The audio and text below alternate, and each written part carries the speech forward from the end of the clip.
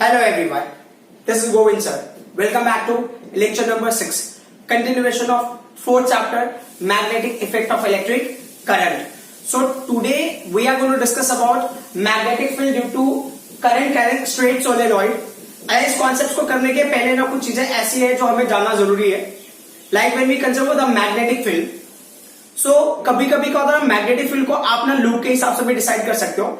ये जो मैं पॉइंट बता रहा हूं ये एक्चुअल में नेक्स्ट चैप्टर में हम करेंगे, इलेक्ट्रोमैग्नेटिक इंडक्शन चैप्टर में, या मैग्नेटिज्म के बाद जब इलेक्ट्रोमैग्नेटिक इंडक्शन चैप्टर करेंगे that time we will cover that point. उसका कॉन्सेप्ट बहुत सिंपल सा है कि आप ना कोई लूप अगर ऑब्जर्व करते हो, if you observing a loop, तो there can be two pattern. जब उसमें करंट फ्लो होगा, व्हेन करंट विल फ्लो, तो there are two possibilities. Either current will flow in a clockwise direction, ठीक है, और current will flow in a anti clockwise direction. यही दो pattern होगा, करेक्ट. तो मान लो क्लॉकवाइज फ्लो होगा तो करंट का पैटर्न ऐसा होगा, clockwise 12 o'clock 1 2 3 4 in that way.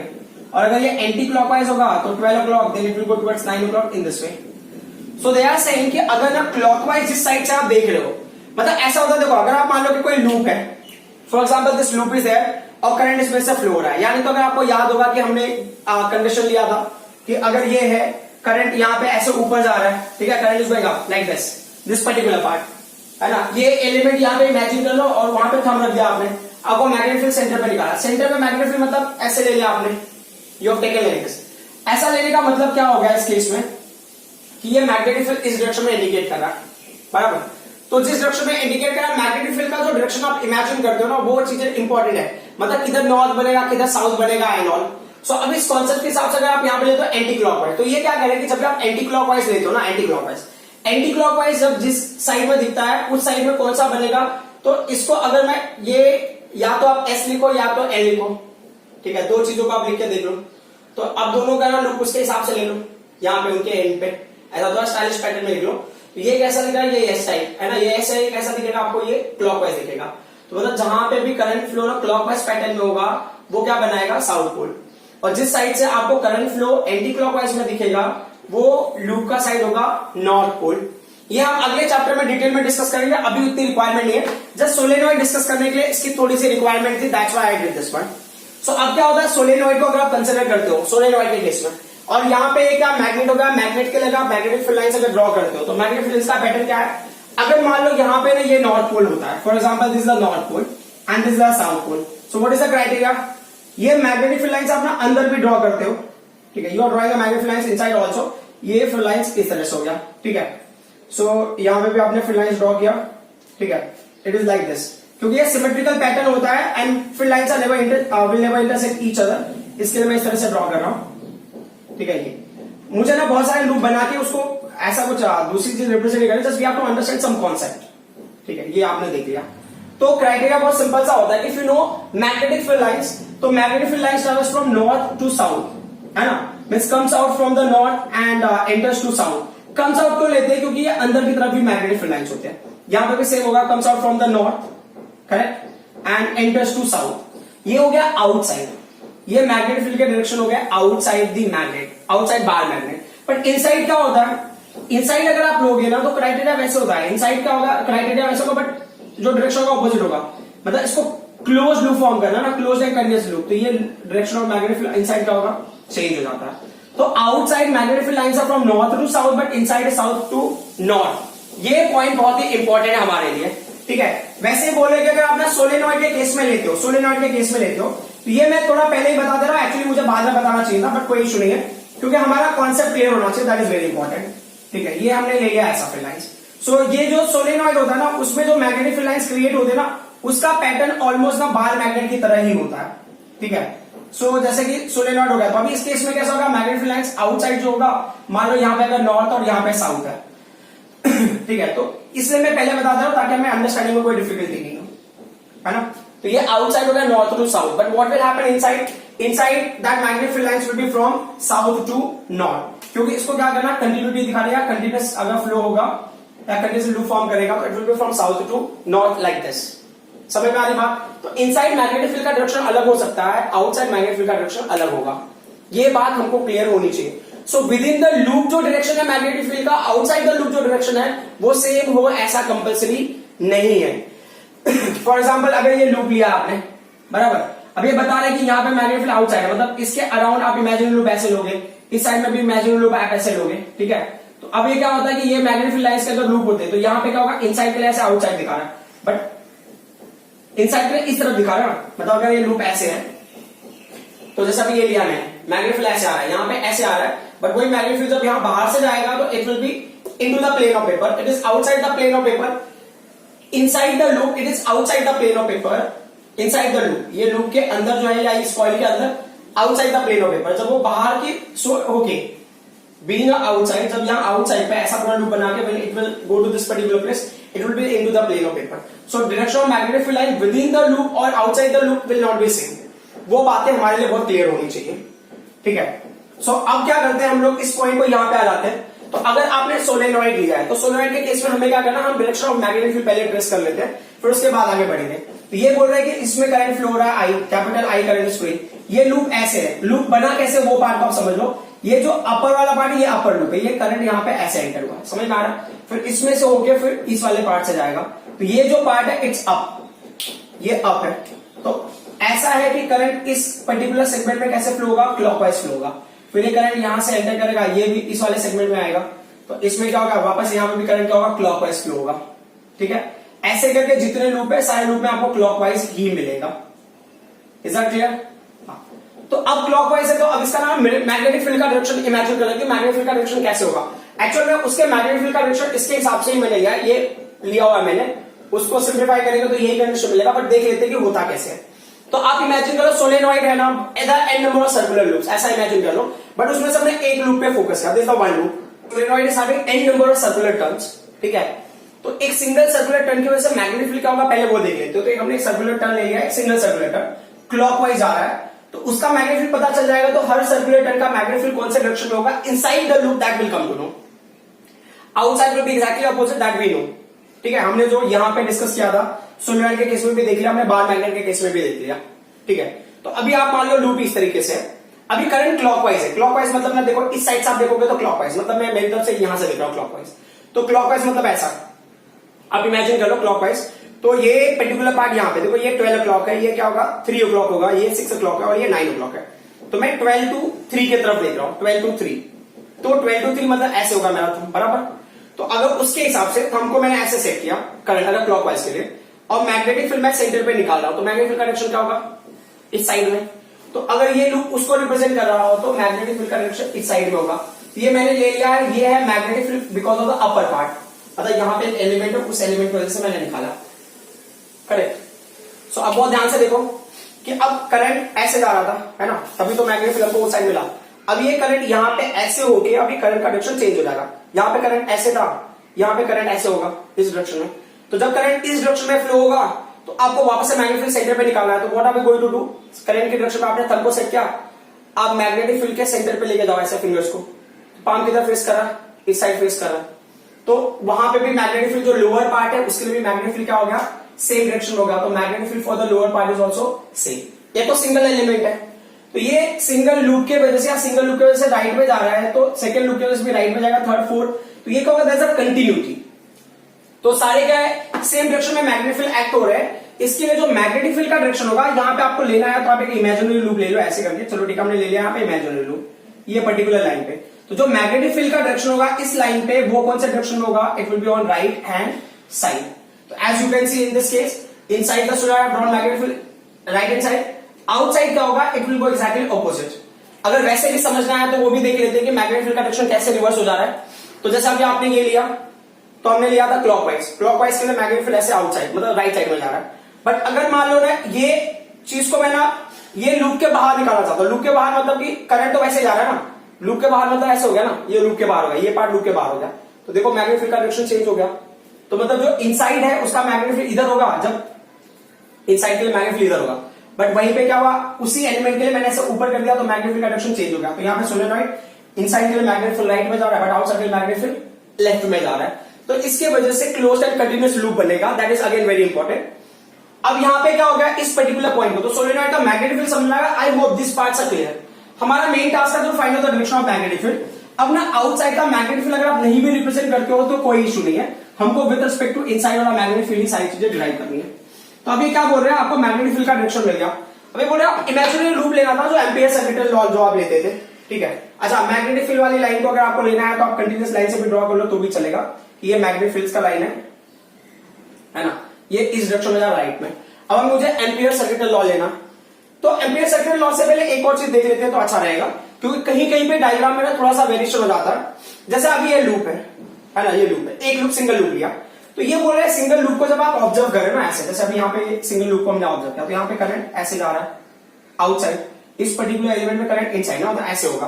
तो वो पॉइंट पे आप देखोगे तो करंट ऐसे आपकी तरफ आ रहा है, ये ऐसे अंदर आ रहा है। तो बोल रहे हैं ना कि ये क्या करते हैं, यहाँ पे बस ऐसे एक डॉट दे देते हैं और यहाँ पे क्या क्रॉस दे दिया इन्होंने, और बता दे रहे हैं कि ये लूप है, ये लूप के इस एंड पे जो है ये सर्कुलर लूप है, ऐसे बाहर की तरफ निकला हुआ है। तो इस एंड पे जो मतलब यहाँ पे अगर मान लो प्लेन ऑफ पेपर के अंदर होगा तो इस एंड पे करंट बाहर आ रहा है, इस एंड पे करंट एंटर हो रहा है, because dot is outside and cross is into the plane of paper और इनसाइड और इनवर्ड। बोल रहे हैं वैसे बहुत सारे लूप्स हैं, तो सारे लूप्स के लिए आप रिप्रेजेंट करोगे तो ऐसा कंडीशन हो जाएगा, करेक्ट, समझ में आ रही बात। तो अब बोल रहे ये डायग्राम को आप ऐसे भी रिप्रेजेंट कर सकते हो, you take dots, so N number of dots you take, ठीक है, then N number of cross you take. पता है ये क्या है, ईच जो सर्कुलर कॉइल है उसकी वैल्यू होगी, गॉट इट। अब बोल रहे हैं जो उसके अंदर मैग्नेटिक फील्ड का डायरेक्शन होगा इनसाइड, दैट यू नो, तो इनसाइड मैग्नेटिक फील्ड का direction will be right hand side only, that's not a issue, है ना। तो या तो आप ये डायग्राम करो या ये डायग्राम करो, कोई फर्क नहीं पड़ता, बात समझ में आ रही है। तो आपको कोई भी डायग्राम मिल सकता है एग्जाम में, या आपको बुक्स में जब आप स्टडी करोगे तो कौन सा डायग्राम है that you have to decide, कि कौन सा डायग्राम आपको सुटेबल लग रहा है। अब हमने क्या किया, एम्पीरियल लूप लेना है, तो एम्पीरियल लूप क्या बोल रहे हैं ना, देखो आप इसके आउटसाइड ऊपर साइड में भी ले सकते हो और ये डाउन साइड में भी ले सकते हो, बट हम ना अपर साइड में लेंगे, ठीक है। तो अपर साइड में अगर आपने एम्पीरियल लूप लिया है ऐसे, तो एक हमने एम्पीरियल लूप लिया है जिसका लेंथ हम डिसाइड कर लेते हैं कि लेंथ की वैल्यू क्या है, एल है, ये एम्पीरियल लूप है। समझो आप ये जो स्टडी कर रहे हो वो कितने लेंथ तक कर रहे हो, this you are studying up to length L, है ना, सिर्फ लेंथ एल तक हम स्टडी करें इसको, बराबर। इस एम्पीरियल लूप में जो पॉइंट्स है उसको आप डिसाइड करना है, तो ये जो एंड पे पॉइंट है वो ए हो गया, इस एंड पे एम्पीरियल लूप पे जो पॉइंट होगा वो बी हो गया, this is what C and this is what D, बराबर। अब बोले उस एम्पीरियल लूप पे अगर आप एलिमेंट लेते हो ना, फिर you take the element on each amperian loop, तो ये एम्पीरियल लूप पे अगर आपने एलिमेंट लिया, मान लो कि यहाँ पे मैंने एक एलिमेंट ले लिया, ये एलिमेंट क्या हो गया, डीएल होगा, तो this DL element with this magnetic field, क्योंकि हम ना इनसाइड के रेस्पेक्ट में ले रहे हैं, ठीक है। आउटसाइड में आपको मैग्नेटिक फील्ड मिलेगा, but that outside magnetic field will be very weak, वो आपको समझना, आउटसाइड मैग्नेटिक फील्ड का स्ट्रेंथ इज वीक, तो हमने सोलेनोइड बस उसके अंदर क्या मैग्नेटिक फील्ड है वो हम ले रहे हैं, ठीक है। सो ये मैग्नेटिक फील्ड डीएल एलिमेंट है, इसके मैग्नेटिक फील्ड राइट में जा रहा है, तो इस पर्टिकुलर पार्ट पे थीटा का वैल्यू 0 होगा, तो ए टू बी वाला पार्ट। अब मान लो सी डी वाले, ये बीसी वाले एलिमेंट पे लोगे, आप यहाँ पे एलिमेंट ले लिया आपने, बराबर ना, ये एलिमेंट, अब वो एलिमेंट इस मैग्नेटिक फील्ड से कितना एंगल बनाएगा, तो यहाँ पे थीटा का वैल्यू होगा 90 डिग्री, बराबर। और ये जो एलिमेंट यहाँ पे आप एलिमेंट लोगे, ये जो सेगमेंट पे डी ए सेगमेंट पे ये जो एलिमेंट होगा, ये इसके साथ मैग्नेटिक फील्ड के साथ में कितना एंगल बनाएगा, 90 डिग्री। ये क्या है, ये आउटसाइड है, आपको मैं अभी बता देता हूं, आउटसाइड आपको मैग्नेटिक फील्ड मिलेगा, बट हम ऐसा इमेजिन करते हैं in compare to inside solenoid, जो मैग्नेटिक फील्ड आउटसाइड होगा that is very small comparatively, अगर आप कंसिडर करो तो that magnetic field is almost negligible. तो हम जो ये वाला पार्ट है उसका मैग्नेटिक फील्ड हम नेग्लेक्ट कर देंगे, समझ में आ रहा। तो इसके लिए उसको आप नहीं भी फोकस करोगे तो भी चलेगा। या अगर आपको लेना है तो यहाँ पे एलिमेंट का डायरेक्शन अगर आपको लेना है तो ये एलिमेंट हो गया आपका, ठीक है। अगर इसको राइट में ले रहे हो तो ये क्या होगा, मैग्नेटिक फील्ड राइट में ये है, ये 0 हो गया, उसको आपको लेफ्ट में ले लो, उसका थीटा का वैल्यू 180 ले लो, कोई फर्क नहीं पड़ता। चलो ठीक है, अगर हम लेना है तो मैंने इमेजिन कर लिया लूप, अगर मैं ए बी सी डी के हिसाब से ले रहा हूं तो यहाँ पे थीटा का वैल्यू होगा 180 डिग्री, ठीक है। समझने के हिसाब से आप ले सकते हो, if you are not taking that also it's fine. अब बोले वही सेम चीज ना आप यहाँ पे रिपीट कर सकते हो। आपको क्या करना, जो आपको एम्पीरियल लूप लेना था तो आपने यहाँ पे ऐसे डिसाइड कर लिया कि ठीक है ये चीजें हैं, और आप ये ऐसे ड्रॉ कर लिया आपने यहाँ पे, ठीक है, ये सॉरी।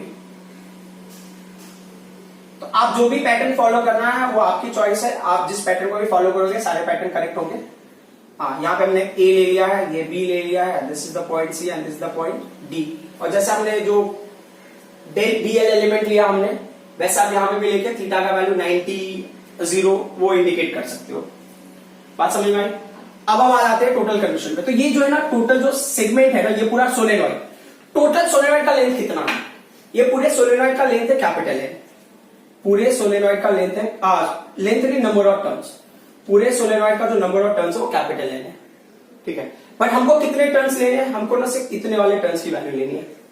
बात समझ में आ रही है। तो ये क्या बोल रहा है, जो कैपिटल एन होता है ना, capital N is the total turns, ये हो गया टोटल टर्न्स, समझने के हिसाब से, ठीक है। और ये स्मॉल एन है, small N is the number of turns for 1 metre length, number of turns for 1 metre long solenoid, 1 metre long solenoid.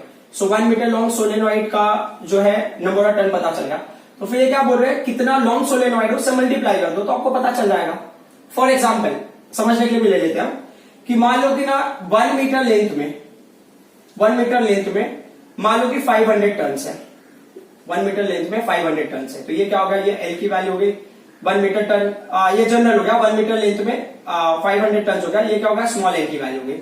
अब बोल रहे हैं ना कि मान लो फॉर एग्जांपल की लेंथ अगर ज्यादा है तो ठीक है, लेंथ कम है तो क्या होगा, मान लो लेंथ की वैल्यू ना 0.5 मीटर है, 1 मीटर में 500 टन है तो 0.5 मीटर मतलब हाफ हो गया ना, हाफ में टन भी हाफ होगा। तो लेट्स सी, तो जो हमारे पास फॉर्मूला क्या है, कैपिटल एन का फॉर्मूला क्या, वो स्मॉल एन इंटू एल है।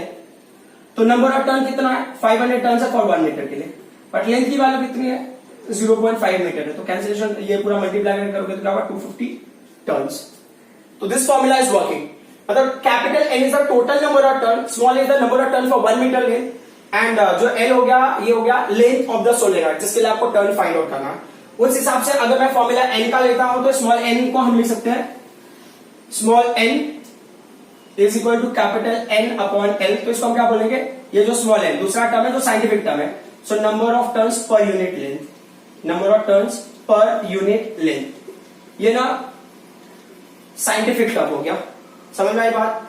सो अब यहां पर मैं फाइंड आउट करना है टोटल जो करंट है वो फाइंड आउट करना है, total current through this solenoid. So हमने अब तक जो लर्न किया तो उसी पैटर्न को फॉलो करते हैं, तो होगा टोटल करंट, ठीक है, थ्रू सोलेनॉइड। तो टोटल करंट की वैल्यू क्या होगी, जो जैसे नॉर्मली जो करंट फ्लो हो रहा है वो आई है, ठीक है। अब यहां पे आई करंट है ना टोटल एन टर्न से फ्लो हो रहा है, बट आपको इन्फॉर्मेशन टोटल एन टर्न से नहीं पर यूनिट लेंथ के हिसाब से लेना। तो स्मॉल एन हो गया, ठीक है। अब ऐसे ले लो ये, हाँ तो क्या करेंगे हम, स्मॉल एन की जगह हमने स्मॉल कैपिटल लेंगे, स्मॉल एन और एल ले लिया हमने, बराबर। और फिर क्या होगा, ये आई हो गया। तो जो अमाउंट ऑफ करंट है जस्ट याद करने के लिए टेक्निक के हिसाब से nil amount of current will flow through that. Practically nil का मतलब कोई करंट फ्लो नहीं हो रहा, ये जस्ट स्टेटमेंट है, ठीक है।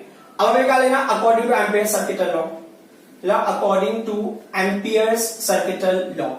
एम्पियर सर्किटल लॉ के हिसाब से क्या होगा, line integral of B vector dot DL vector is equal to mu naught into current flowing within the loop. So within the loop जो हमने इमेजिन किया वो करंट कितना है विद इन द लूप, क्योंकि हम ले रहे हैं नंबर ऑफ टर्न 1 मीटर का है और जितना लेंथ आपने लिया एल लेंथ के लिए सिर्फ फाइंड हो रहा है, टोटल के लिए नहीं ले लो, है ना। हम सिर्फ कितने लेंथ के लिए, यहाँ पे ना ये लूप के लिए ले, लूप का लेंथ एल है, तो एल लेंथ के लिए कितना है amount of current N I L है। तो हमने क्या किया, यहाँ पे एन ले लिया, यहाँ पे आई ले लिया और ये एल ले लिया। ये हो गया हमारा इक्वेशन नंबर 1 हो गया। अब प्रॉब्लम कैसा हो गया ना, दिस इज द लूप, ये जो आपने क्लोज लूप बनाया है, ये क्लोज लूप ना ए बी सी डी ये पूरे पार्ट है ना, तो ये मैग्नेटिक फील्ड का नोटेशन होगा। फॉर्चुनेटली मैग्नेटिक फील्ड का नोटेशन और बी का नोटेशन तो सेम ही हो गया। ये मैग्नेटिक फील्ड का नहीं, ये क्या है लूप का है और ये मैग्नेटिक फील्ड का। तो लूप है ना, ये बोल रहे हैं कि जो बी डी एल है ये किसके लिए है, from A to B to C to D and again to A, ये पूरे लूप के लिए। इसको ब्रेक करोगे तो क्या होगा, आपको ये 4 फ्रेगमेंट्स में मिलेगा। तो B vector dot DL vector, ठीक है, plus B vector dot DL vector, कैसे 4 पार्ट्स में मिलेगा वो हम देख लेते हैं। Plus B vector dot DL vector, correct, plus यहां होगा B vector dot DL vector, correct, is equal to क्या होगा, ये हो गया म्यू नॉट एन आई और ये एल हो जाएगा, बराबर। अब ये क्या बोल रहे हैं, मैग्नेटिक फील्ड आप कहां से कहां स्टडी कर रहे हो, ए से बी तक स्टडी कर रहे हो, ए टू बी। फिर आप मैग्नेटिक फील्ड कहां से कहां स्टडी कर रहे हो, बी से सी तक स्टडी कर रहे हो, बी से सी। फिर मैग्नेटिक फील्ड आप कहां से स्टडी कर रहे हो, सी टू डी, ये सी टू डी हो गया। फिर कहां से डी टू ए, ये डी टू ए का magnetic field, correct. As I said ना, जो आउटसाइड है इसमें से देखो ये 90 डिग्री है, जो CD है इट इज आउटसाइड, तो आउटसाइड वाले का जो मैग्नेटिक फील्ड है वो 0 हो जाएगा। तो आप यहीं पे इंडिकेट कर दो, जो लाइन इंटीग्रल है कहां पे, B vector dot DL vector, कौन से पार्ट के लिए, C to D part, C to D part के लिए बी का वैल्यू क्या होगा, ये B vector dot DL vector का वैल्यू 0 हो जाएगा। Why, so you write magnetic field outside the solenoid is very weak, comparatively, ठीक है। Therefore B is approx to what? 0, या therefore B is neglected, therefore B outside is neglected, neglected मतलब क्या, आप उसको 0 ले लो, बराबर। सो अब हमारा स्टेटमेंट क्या होगा, I don't think that this is needed now, ठीक है। तो अब ये क्या हो गया, इस पॉइंट को अगर हम आगे एक्सटेंड करें तो यहाँ पे सबकी वैल्यूज को आप एक्सटेंड कर लो, ये वाला ए बी वाले सेगमेंट में कितना एंगल है, ए बी वाले सेगमेंट में थीटा 0 है। अगर ये थोड़ा डायग्राम में कंसिस्टेंट लग रहा होगा तो जैसे 1 by 1 मैंने ड्रॉ किया था उसके हिसाब से आप ड्रॉ करोगे तो चीजें थोड़ी सी क्लियर हो जाएगी। अब यहाँ पे क्या हो गया, आपने लिया है, हमने लिया है BDL, BDL को अगर हमने सिंप्लीफाई किया तो BDL cos, अभी A टू B वाले सेगमेंट के लिए ले रहे हैं तो वहां पे थीटा का वैल्यू क्या है, वहां पे थीटा का वैल्यू है 0, प्लस दूसरा कौन सा है BDL, सेकेंड पार्ट होगा BDL, उसको एक्सटेंड किया तो भी होगा BDL cos, तो ये क्या है B टू C सेगमेंट ना, B टू C सेगमेंट के लिए थीटा का वैल्यू क्या है 90 है, तो B टू C सेगमेंट के लिए थीटा का वैल्यू क्या है 90 है, प्लस C टू D वाले की वैल्यू हमने ऑलरेडी 0 ले ली है because it's outside magnetic field outside solenoid is very weak comparatively, therefore B outside is neglected, तो 0 हो गया। अब जो नेक्स्ट पॉइंट है वो क्या हो गया, C to D to A, तो D to A integration for D to A part, वहां पे क्या होगा, थीटा वैल्यू 90 है तो वो क्या हो जाएगा, अगेन BDL cos क्या होगा, ये 90 इज इक्वल टू, आपको क्या मिल रहा है, mu naught you are getting, N you are getting, I you are getting and this N, correct.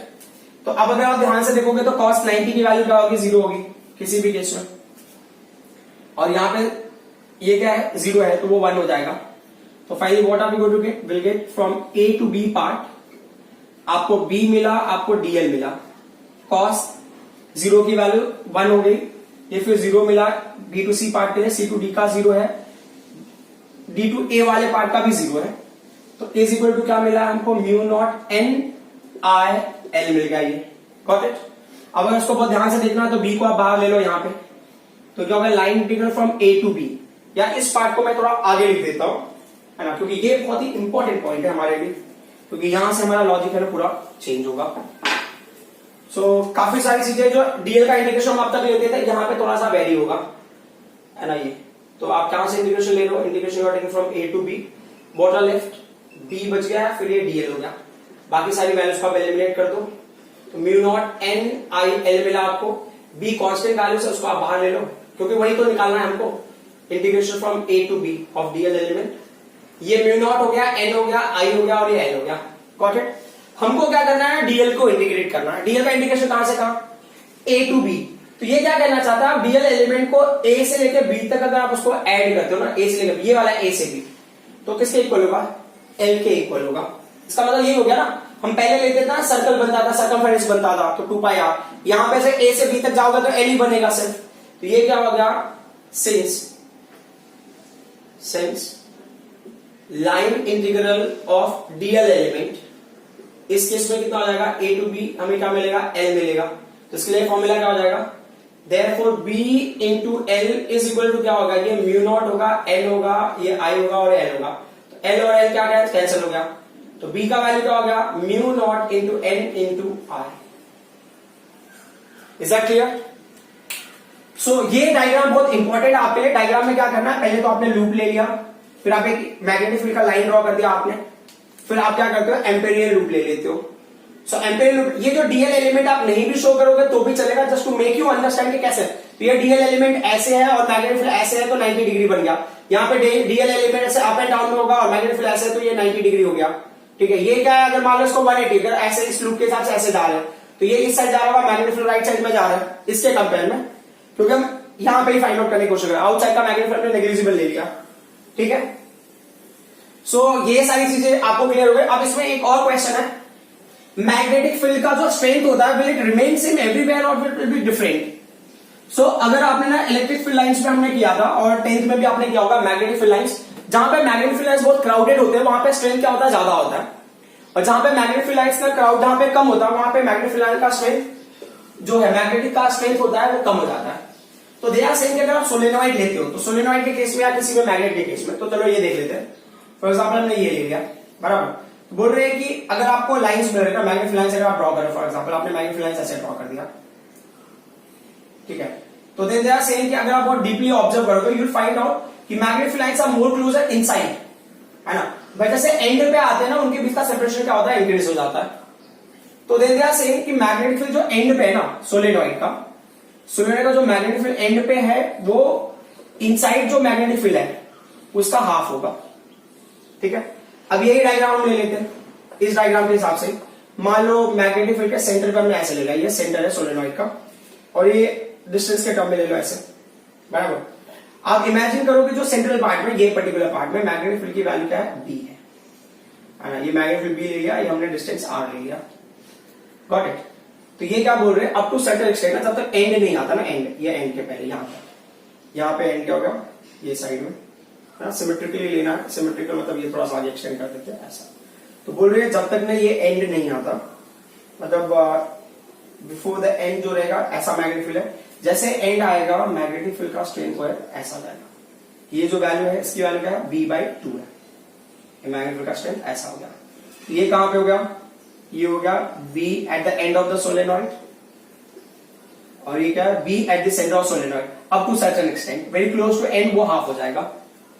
तो कभी कभी क्या होता है कि क्वेश्चन में आता है कि मैग्नेटिक फील्ड का वैल्यू आपको सोलेनॉइड के एंड में फाइंड आउट करना है, तो आपको समझ लेना जो सोलेनॉइड के सेंटर पे मिल रहा है ना, तो एंड वाला फॉर्मूला क्या हो जाएगा, magnetic field at the end of solenoid, आपको क्या म्यू नो लेना है, एन लेना है, आई लेना है, अपॉन क्या हो गया 2 हो गया। Number of turn if you know and the amount of current flow through, number of turn for 1 metre length, number of turn per unit length, solenoid में आपको 1 मीटर लेंथ के लिए सबसे पहले फाइंड आउट करना number of turn, after that only you can simplify total turn if they are given and you are putting value, then answer will be wrong. Now we'll do for the second one, toroidal solenoid. You can see in this chapter I am going a comparatively little slow because directions are playing very important role. Doing derivation or completing topic and all is not very important. आपको समझ में आना चाहिए कि कब हम क्या और क्यों ले रहे हैं, ठीक है। कहीं कहीं पे क्या होता है कि मैं डेरिवेशन तो कर दूंगा, derivation and all is very easy, but ना डायरेक्शन कैसे लेना है, क्यों लेना है इज वेरी इंपॉर्टेंट। हम डॉट क्यों ले रहे हैं, हम क्रॉस क्यों ले रहे हैं, मैग्नेटिक फील्ड को हमने राइट में क्यों लिया है। बट कभी कभी क्या होता है फ्यूचर में आपको मैग्नेटिक फील्ड आउटसाइड दिखेगा opposite to inside, then you will get confuse. And पे मैग्नेटिक फील्ड की वैल्यू क्या है, सेंटर में मैग्नेटिक फील्ड की वैल्यू क्या है, सेंटर पे क्यों ज्यादा है, एंड पे क्यों कम है, दो things we need to understand. So अभी अगला जो पॉइंट है वो क्या है, magnetic field due to current carrying toroidal solenoid. Toroidal solenoid का मतलब क्या होता है, देखो पहला वाला था ना स्ट्रेट सोलेनॉइड, मतलब कि जैसे स्प्रिंग्स है, ठीक है, वो स्प्रिंग को क्या करना आपको ना सर्कुलर फॉर्म में कन्वर्ट कर देना, बराबर। यहां पे मैंने डायग्राम ड्रॉ करते टाइम थोड़ी सी चीटिंग करूंगा। मैंने क्या किया कि पहले ना जो एम्पेरियल लूप है ना मैं पहले वही ड्रॉ कर दे रहा हूं यहां पे, क्योंकि एक चीज तो मुझे समझ में आ गई कि सोलेनॉइड के ना जो outside magnetic field find out करने का कोई मतलब नहीं है, बराबर। सोलेनॉइड के आउटसाइड मैग्नेटिक फील्ड का कोई सेंस नहीं है, तो मैग्नेटिक फील्ड हमको कहां पे लेना होगा, सेंटर पे लेना होगा। तो ये जो सेंटर पे जो है ना एम्पेरियल लूप है, बोले क्योंकि डायग्राम थोड़ा बेटर दिखे, बस उस हिसाब से मैं ड्रॉ कर रहा हूं, बाकी कोई इशू नहीं है ना। तो हमने ले लिया यहाँ पे कि मान लो कि ये आपका ये हो गया, सो ये इस तरीके से आपको मिल रहा है, बराबर।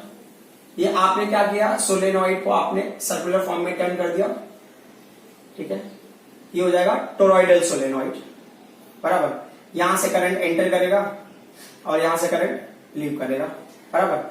अब हमारे लेना वो जैसे अब ये देखो तो ये भी क्लॉकवाइज वगैरह टाइप हो गया, जैसा भी है आप जैसा लेना रहेगा।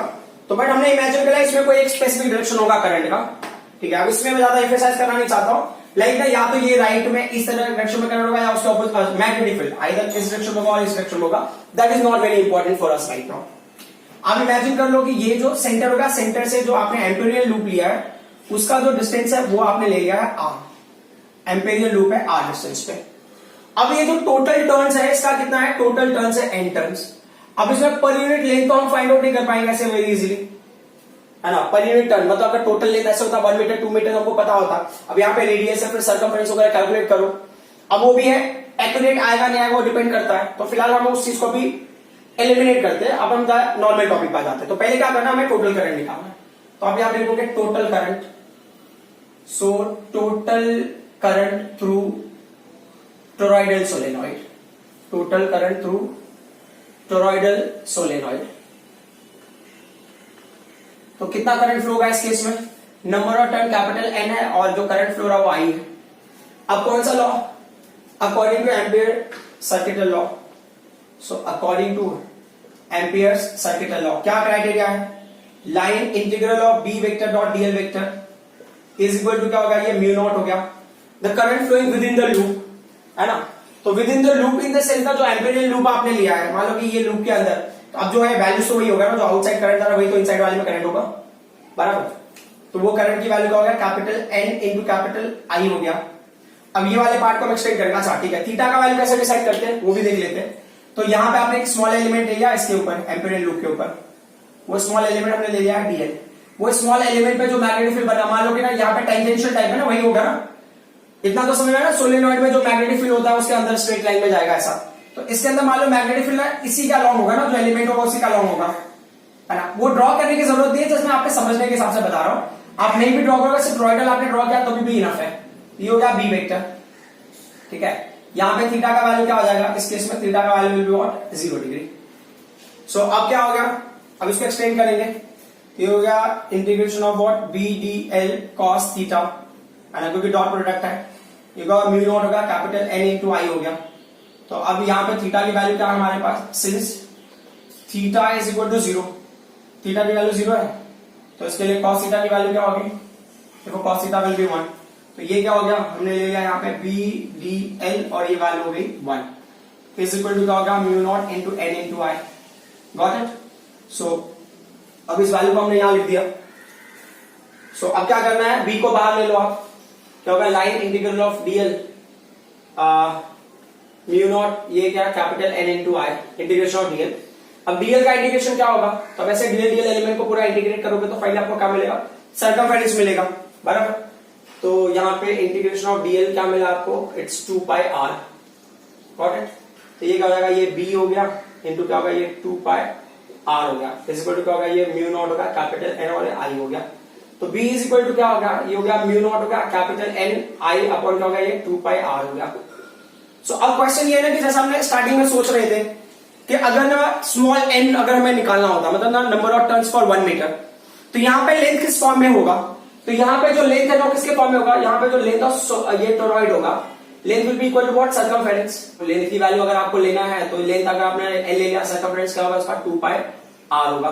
तो जैसे हमें अब तक पता है कि स्मॉल एन का वैल्यू क्या होगा? Capital N upon small N होता है, तो कैपिटल एन अपॉन क्या होगा? ये 2 पाई आर हो गया, बराबर। तो वो भी एक हिसाब से देखें तो क्या होगा? Number of turn per unit length ही हो जाएगा। ये बोल रहे हैं यहाँ पे ले लो स्मॉल एन की value capital N upon 2 pi R, एक हिसाब से ये भी क्या होगा? Number of turn per unit length. मतलब अगर आपने टोटल टर्न्स को इसके सर्कमफेरेंस से डिवाइड कर दोगे जो टॉरॉइडल सोलेनॉइड है, तो आपको पर मीटर मतलब 1 मीटर लेंथ के लिए जो भी नंबर ऑफ टर्न्स होगा वो मिल जाएगा। तो यहाँ पे क्या होगा? बी का वैल्यू क्या होगा? It is what? Mu naught into small N into R, है ना। एक हिसाब से देखो तो फॉर्मूला वही हो गया। बट क्वेश्चन में एक छोटा सा ट्विस्ट है। ट्विस्ट क्या है? वो ये है कि अगर मान लो इन्होंने बोला है कि आपको ना एम्पेरियल लूप का रेडियस नहीं पता है फॉर एग्जाम्पल, तो क्या करोगे? तो ये बोल रहे हैं कि ऐसे केस में समझ लो कि आउटसाइड वाले का आपको रेडियस पता है, दैट का वैल्यू इज व्हाट? R1, ठीक है। फिर बोले जो इनर सरफेस है या आउट वाले का R2 ले लो, इनर वाले का R1, कोई फर्क नहीं पड़ता वैसे भी। ये ले लिया हमने R1, ठीक है। तो बोले अगर दो रेडियस की वैल्यू दी हुई है, तो if R1 and R2 are inner and outer radius किसका? Of toroidal solenoid, radius of toroidal solenoid. तो क्या होगा? आर की वैल्यू क्या होगी? Then R will be taken as R1 plus R2 divided by 2। तो उसका एवरेज ले लो, आपको वैल्यू मिल जाएगा। तो आपको इनर रेडियस भी पता है या आउटर रेडियस पता है तो भी कोई फर्क नहीं पड़ता। इनर रेडियस आउटर रेडियस पता है, आपको एम्पेरियल लूप का रेडियस नहीं पता है, कोई फर्क नहीं पड़ता, आप फाइंड आउट कर सकते हो by using this one. Is that clear? So अब तक जो हमने डिराइव किया वो सोलेनॉइड का था, टोरॉइड का था। टॉपिक तो बहुत छोटा सा ही था, बट ना लॉजिक्स बहुत ज्यादा थे, इसकी वजह से थोड़ा सा टाइम लग गया हमको। I hope what ever I explain you people understood. I wanted to do numerical based on these topics in this lecture only, but I will continue in second class, मतलब next class. Thank you very much.